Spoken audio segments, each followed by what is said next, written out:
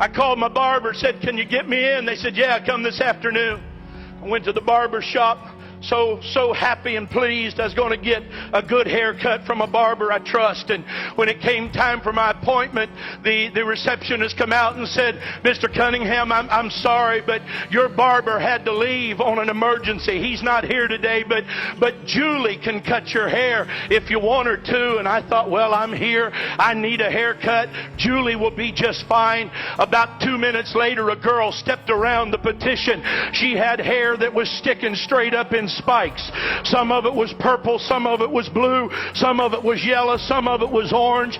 That girl must have had 100 piercings in her face, all around her ears, her lips, her nose. I mean, in the sides of her eyes. She was all pierced up, and under the piercing was all kind of painting. She had on polka dot pants and a plaid shirt. She had on 2 different color socks, and her shoes didn't match.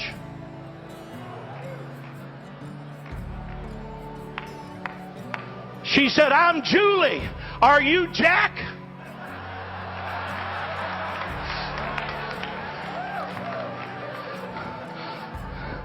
If it wasn't for wanting to please God, I'd have said, "No, ma'am. Jack said tell you he had to leave."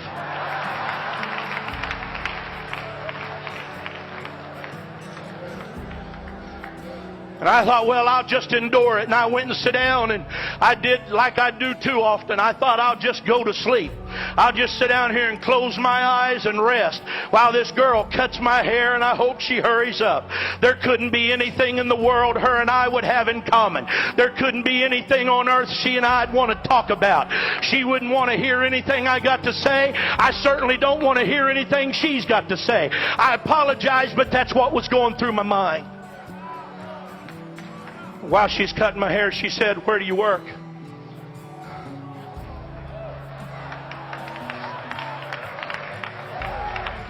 So, well, I work over here at the World Evangelism Center. Go to the end of I-70 and right where it butts into 270, that big building right there. And she said, "Oh yeah, I was there the other day."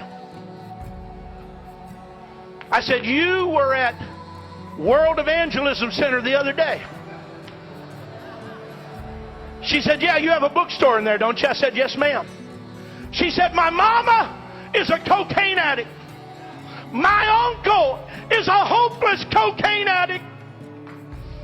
She said, "Somebody gave my mama one of those videos on Left Behind, and she said, we all sat down in the living room and watched it, and she said, I don't know nothing about God, and I don't know nothing about the church, and I don't know nothing about the Bible, but she said, when I was finished watching it, I knew I didn't want to go to hell."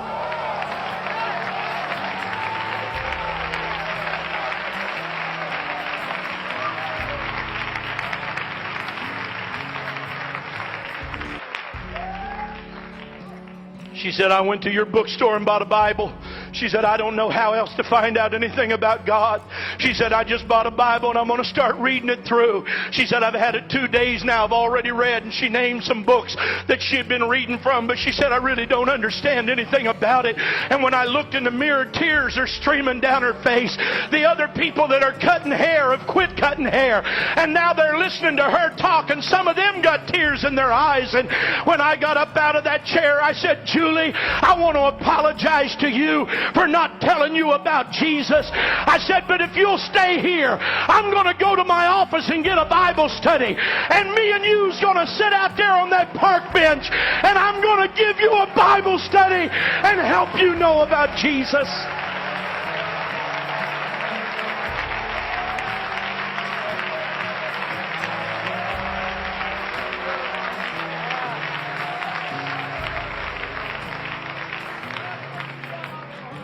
We don't have a right to determine who can hear and who can't. The enemy's doing all more today than ever before in history to get your emotions, your passions, your desires, your heart all messed up. He'll show you things you ought not be looking at. He'll have things said to you you should not hear. He'll let you feel things you shouldn't feel. He'll let you be around people you shouldn't be around. He'll offer you things you shouldn't accept. What's he after? Is he wanting to make you a drug addict under the bridge, shooting up, all tore up, body messed up, dirty, filthy, haven't bathed for so long? Is He wanting you to look? He don't care if you're under a bridge or in a penthouse. What He's after is your heart. You got to get it in your mind. It's your heart that He wants to destroy. It's your heart relationship with God that He wants to trip up. When somebody walks in here with faith, God's going to honor it. I don't care if it's your first time in church. I don't care if you smoked a whole pack of cigarettes this morning. I don't care if you drank a fifth of whiskey before you went to bed.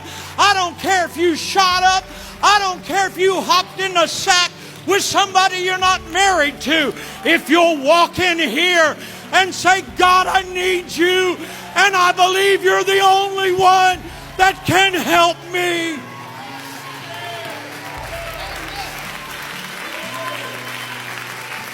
When you say, God, I can't fix it by myself. God, I can't do nothing about this. I've made a mess out of my life. But God, I believe that you can do something. Guess what? God's gonna honor it. The devil's gonna make you sick. Or maybe the devil's gonna kill you. Or maybe the devil's gonna let you be in a plane crash. I got a revelation for 40,000 young people tonight, and I think you're ready to receive it. If the devil could kill you, you'd be dead. But he can't do it. He can't do it.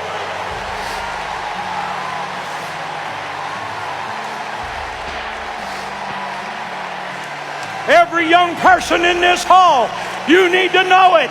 Greater is He that is in me than he that is in the world.